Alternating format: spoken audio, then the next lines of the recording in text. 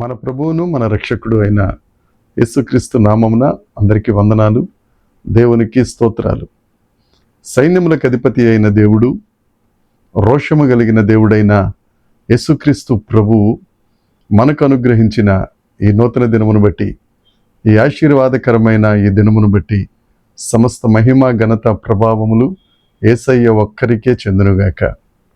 ఆ జీవాధిపతి అయిన దేవుడు ఈ నూతన దినములో మనకు అనుగ్రహించిన దేవుని యొక్క వాగ్దానము, కృపావార్త. యెషయా గ్రంథము 14వ అధ్యాయము 24వ వచనము. సైన్యములకు అధిపతియగు యెహోవా ప్రమాణపూర్వకముగా ఈలాగు సెలవిచ్చుచున్నాడు, నేను ఉద్దేశించినట్లు నిశ్చయముగా జరుగును, నేను యోచించినట్లు స్థిరపడును. దేవునికి మహిమ కలుగునుగాక, దేవునికి స్తోత్రం కలుగునుగాక. మన దేవుడు సైన్యములకు అధిపతి అయిన గొప్ప దేవుడు. ఈ ఒక్క మాటే మనం ఎంతో ఆలోచింపదగిన పెద్ద పదం. మన దేవుడు సైన్యములన్నిటికీ ఆయన అధిపతి. ఆయన బానిస అయిన దేవుడు కాదు, ఆయన బొమ్మైన దేవుడు కాదు. ఆయన సైన్యమును పరిపాలించే దేవుడు, సైన్యమును నడిపించే గొప్ప దేవుడు. ఎవరా సైన్యము? దేవుడు సృష్టించిన సమస్త సృష్టి ఆయన సైన్యం. రక్షింపబడిన మనం దేవుని యొక్క సైన్యం. ఎవరైతే స్త్రీలు దేవుని వాక్యాన్ని ప్రకటిస్తున్నారో వారు దేవుని సైన్యం. పరిశుద్ధుడైన పౌలు గారు అంటారు తిమోతితో, మంచి సైనికుని వలె మంచి పోరాటం పోరాడు. మనమందరం ఆ దేవుని యొక్క సైన్యం. ఆయన సైన్యములకు అధిపతి అయిన గొప్ప దేవుడు. ఆ దేవుడు ప్రమాణపూర్వకముగా, అసలు దేవుడు ఒక మాట సెలవిస్తేనే అది ఎంతో గొప్ప విలువ. అలాంటిది ఆయనే ప్రమాణపూర్వకంగా అన్నారు అని అంటే ఇక ఆ మాటకు తిరుగులేదు. అది 100కి 100% గ్యారంటీ అన్నమాట. ఆ దేవుడు అంటారు, నా ఆలోచనలు, నా ఉద్దేశములు అవి జరుగుతాయి, నా యోచనలు స్థిరంగా ఉంటాయి. ప్రతి ఒక్కరి పట్ల దేవునికి అనేకమైన ఉద్దేశాలు ఉంటాయి. అవి తప్పక ఆయన నెరవేరుస్తారు. ఆయన రక్తం చేత కడుగబడి, ఆయన కుమారులుగా కుమార్తెలుగా, ఆయన సైన్యంలో చేర్చబడి మనం ఉంటే తప్పక ఆయన మన పట్ల ఉన్న ఉద్దేశములను ఆయన నెరవేర్చే గొప్ప దేవుడు. ఒక రకంగా చెప్పుకోవాలంటే ప్రతి మనిషికి తన జీవితం పట్ల, తన భవిష్యత్తు పట్ల, తన కుటుంబం పట్ల అనేక రకాల ఉద్దేశాలు కలిగి ఉంటాడు. కానీ ఆ ఉద్దేశాలన్నీ జరుగుతాయని, స్థిరపడతాయన్న నమ్మకం ఉండదు. కానీ దేవుడి దినాన మనతో చెబుతున్న వాగ్దానం ప్రమాణపూర్వకంగా నేను చెప్తున్నాను, నేను సైన్యములకు అధిపతియగు యెహోవాను, నా ఉద్దేశములు జరుగుతాయి, నా యోచనలు స్థిరపరచబడతాయి.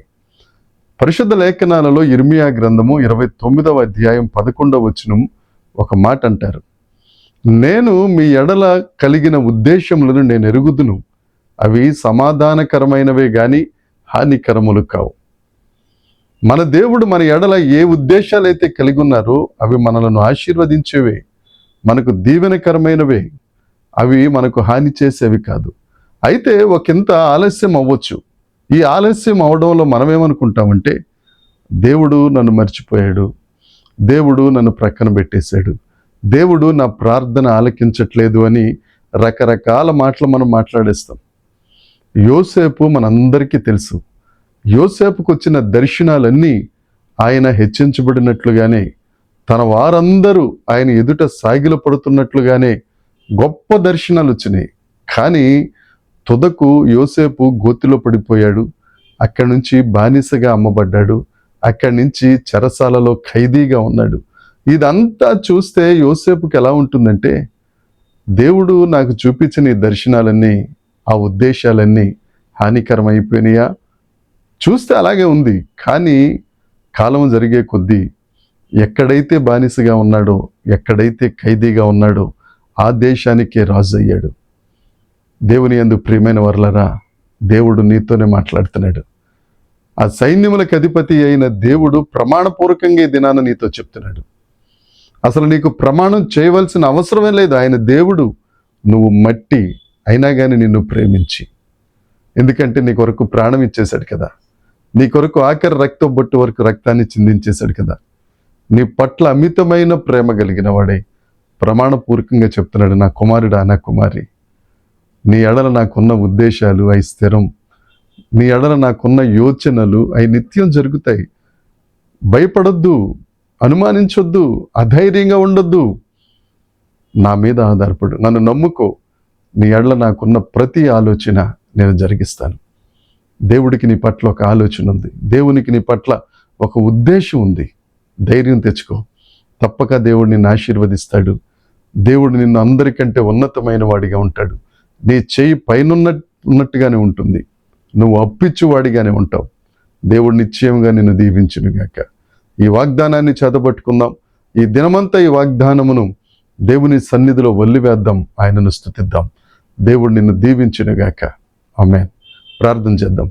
పరలోకమందున్న మా తండ్రి, పరిశుద్ధుడా, కృపగలిగిన దేవానికి స్తోత్రములు. నీవు సైన్యములకు అధిపతివైన దేవుడవు. దేవ, మీరు మాతో ప్రమాణపూర్వకంగా చెప్తున్నమాట, మీ ఎడల నాకున్న ఉద్దేశములు అవి జరుగుతాయి, మీ ఎడల నాకున్న యోచనలు అవి స్థిరపరచబడతాయి అని నువ్వు మాట ఇచ్చావు ప్రభువా.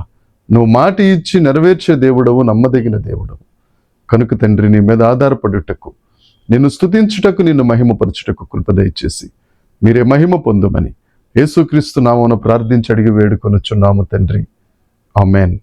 దేవుని కృప మనందరికీ తోడై ఉండునుగాక. ఆమేన్, ఆమేన్, ఆమేన్.